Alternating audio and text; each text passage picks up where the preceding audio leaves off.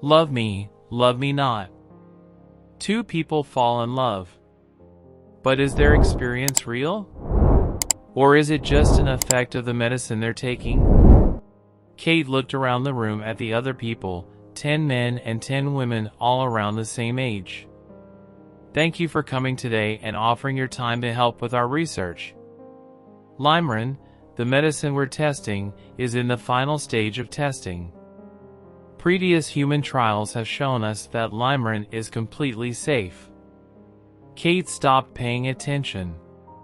She'd read the information the medical research company had sent her, so she knew that limerin had already been approved for sale and that they were not testing to see if there were side effects. She didn't know any of the other people in the group. She guessed that none of them had jobs either, or they wouldn't be earning money by testing medicine. But otherwise it was impossible to know if she had anything in common with any of them. She hoped so, or 4 days in the research center would feel like a very long time. As side effects, we know that some people experience stronger emotions and a feeling of general happiness, the head researcher said. We'll be interviewing each of you and doing tests during the day and night. So if you can all sign the forms, we can start. Kate signed her form without reading the information. Hopefully, this was going to be a very easy way to make money. I hope the food's better than last time, said the guy sitting next to her as he gave in his form. Kate smiled. I'm Michael. Kate, she said. Have you been here before? I do these trials as often as they'll let me. He laughed. It's such an easy way to make money. She smiled back. Here was someone she had something in common with. A few hours later, Kate was eating dinner. She had taken her second limerin tablet before dinner. She was feeling really relaxed. Maybe it was the vitamins, or maybe it was just because she had so much free time and there was nothing she needed to do. There were books to read, films to watch, and even board games and puzzles. At home, she had to send out job applications. Or she had to go to stressful job interviews. After more than 20 applications, she still didn't have a job. She looked up and saw Michael smiling at her. Do you want to play a board game? He asked. His eyes were really dark brown, Kate thought. She hadn't noticed that earlier. She felt her cheeks go red. Sure, she replied. But I like to win, she warned. Perfect, he said. Me too. Was it her imagination, or did his cheeks look a bit pink too?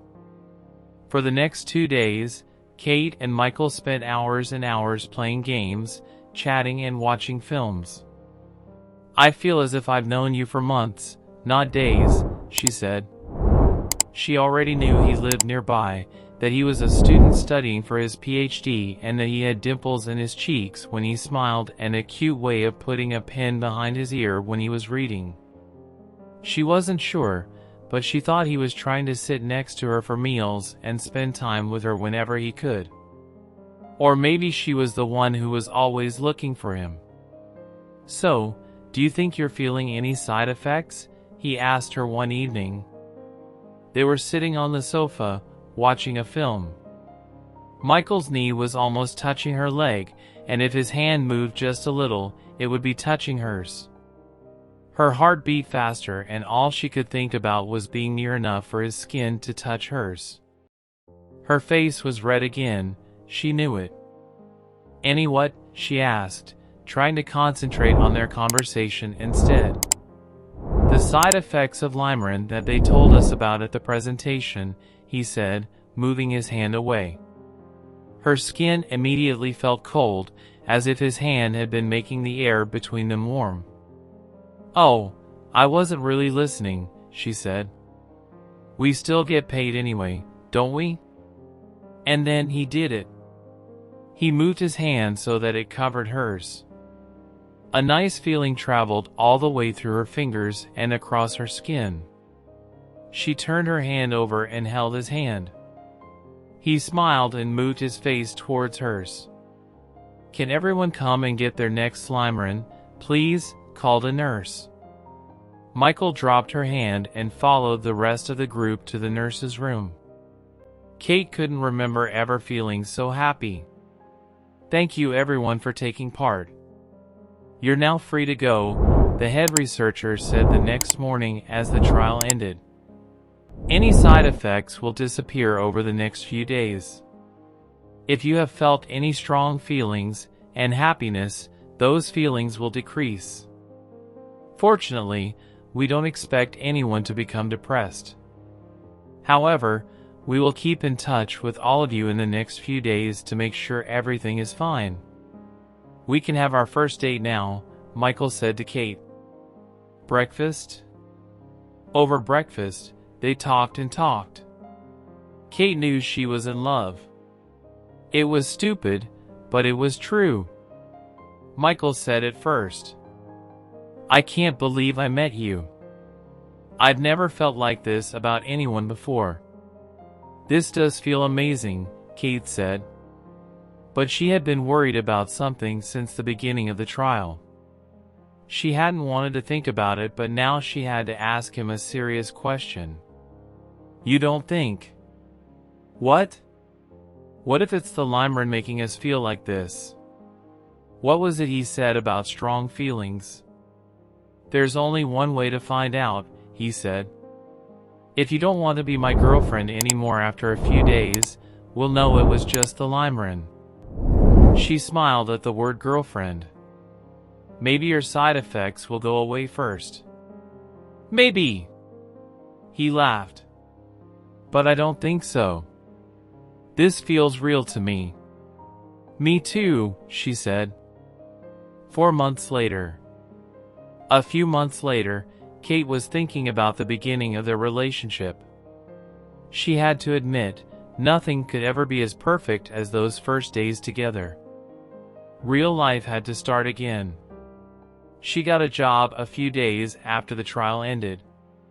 Michael went back to the library and his books and research projects. She didn't have to worry about money anymore, but they could no longer spend all day, every day together. They were no longer at that exciting stage of falling in love. But they saw each other when they could, and they met each other's parents. Everyone expected them to get married. When he finally asked her to marry him, she felt that old excitement again. 3 years later. "I really don't have time for this," Kate shouted. She hated doing the weekly shopping. Why couldn't he do it? "Fine, I'll go then," she said, closing the door hard so that it made a loud noise. Kate felt as if these kinds of arguments were happening more often. As she walked around the supermarket, she thought about how they'd been before, when they were in love. Can it ever feel like that again? She wondered. Walking into the health section, she recognized a word on a box of medicine. Limerin. The vitamin's name reminded her of a special time, a time when she was really crazy about Michael. She picked up a box and put it in her basket. When she got home, Michael was already in bed, so she ate dinner alone, taking her Limerin with a big glass of water. The next morning, she woke up early as usual, but instead of jumping straight in the shower, she joined Michael downstairs for breakfast. "Good morning," she said. To her surprise, she suddenly wanted to kiss him on the cheek. So she did, and sat down next to him at the table. He was eating in front of a big pile of books, looking cute with a pen behind his ear. "What are you doing?" "I'm applying for money for my next research project," he said. "Oh, good luck. What's the project about?" After breakfast, she thought how nice it had been to see him talking about something he cared about.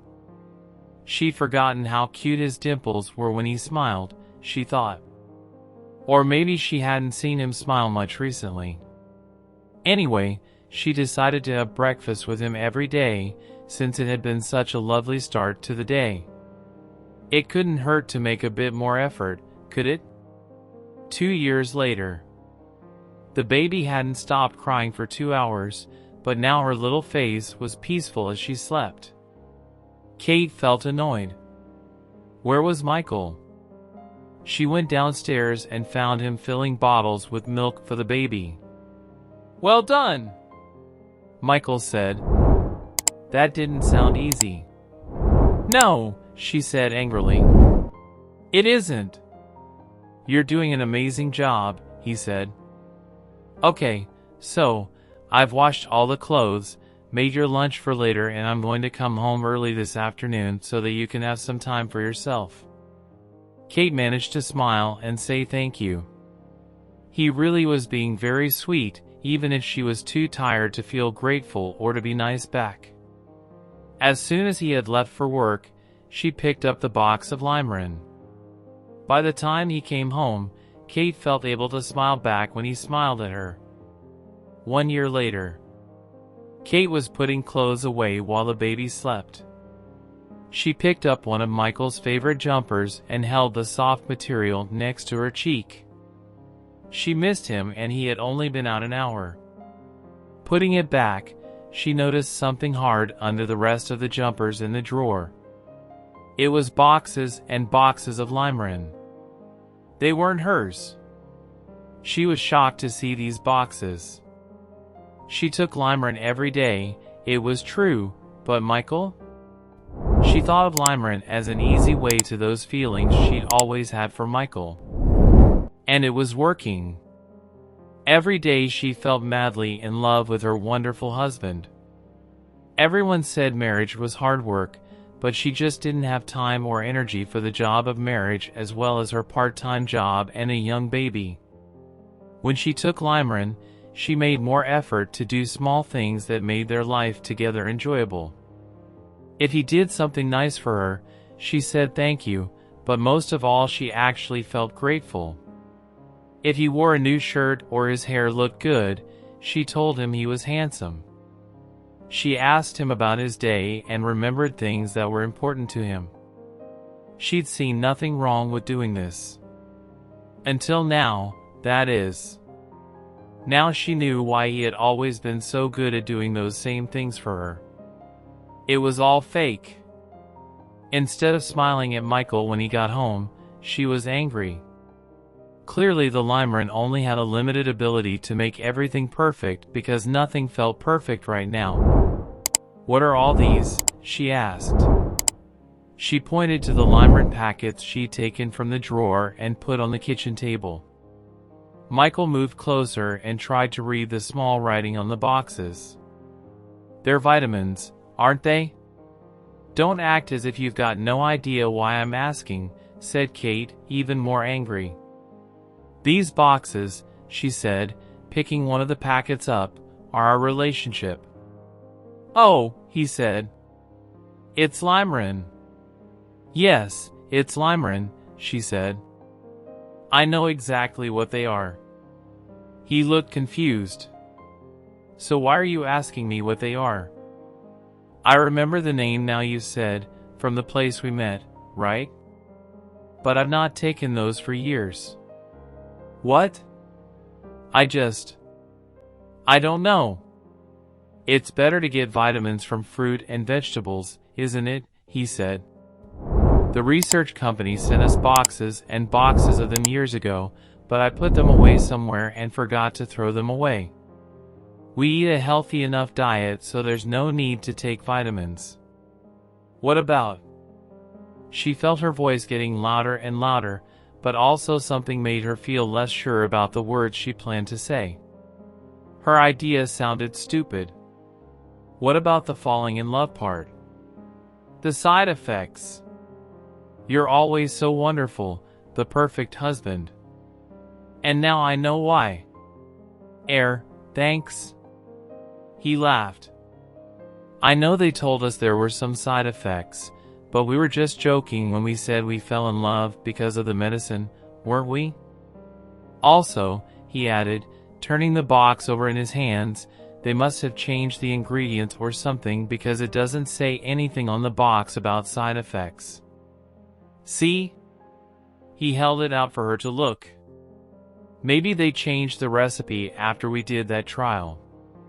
Who knows? He gave her a big hug.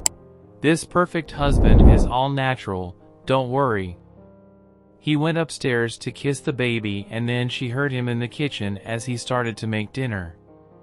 She looked carefully at the boxes, and it was true. There was nothing on the box about side effects, or even on the information inside. They were just vitamins after all. Limerin wasn't an easy way to love, and it never had been.